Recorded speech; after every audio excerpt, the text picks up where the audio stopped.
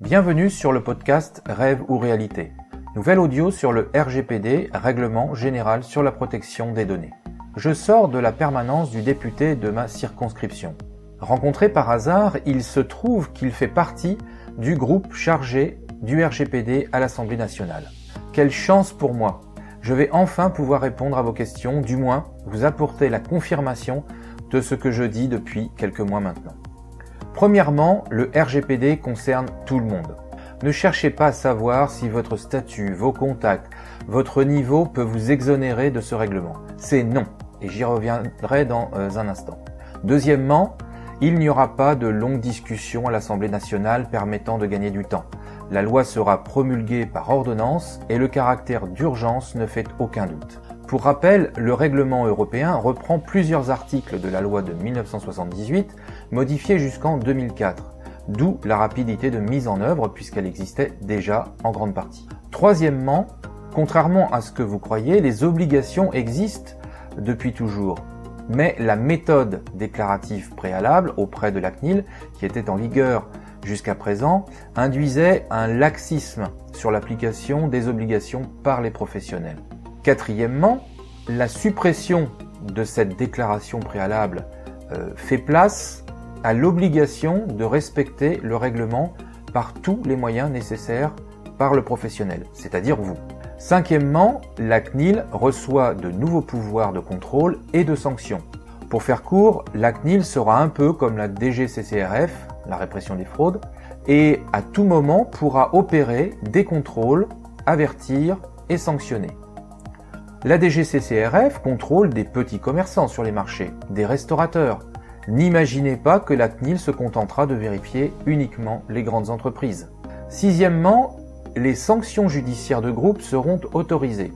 Par exemple, une association de consommateurs, de victimes d'arnaques, ou plus simplement, un collectif de personnes réunies autour de cas similaires sur des infractions au RGPD par un professionnel ou un groupe de professionnels. Et là, je pense en particulier au MLM.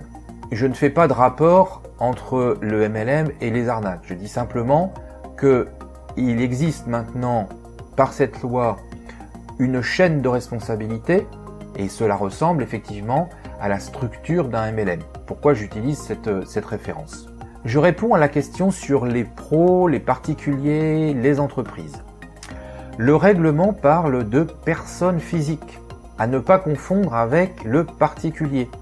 Ce sont deux choses différentes, deux notions différentes.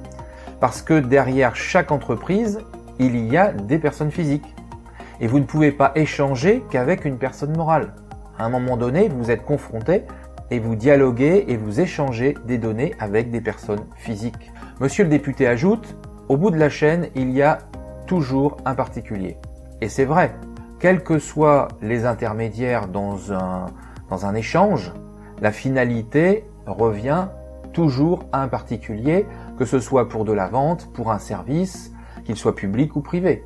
Il y a toujours un individu qui possède des données personnelles au bout de la chaîne. Et je cite un exemple, je vous donne un exemple tout de suite qui est tout frais. Tout à l'heure, j'ai oublié de lui demander l'autorisation de citer son nom dans mon podcast, dans ce podcast. Eh bien, je n'ai pas le droit de dévoiler son nom autrement que par monsieur le député, qui est une fonction. Et quand bien même, c'est un personnage public. Ma foi, c'est aussi le bon sens de la politesse, n'est-ce pas? Monsieur le député précise, on ne peut pas vivre aujourd'hui sans le big data, mais on doit tout faire pour le contrôler et éviter des dérives.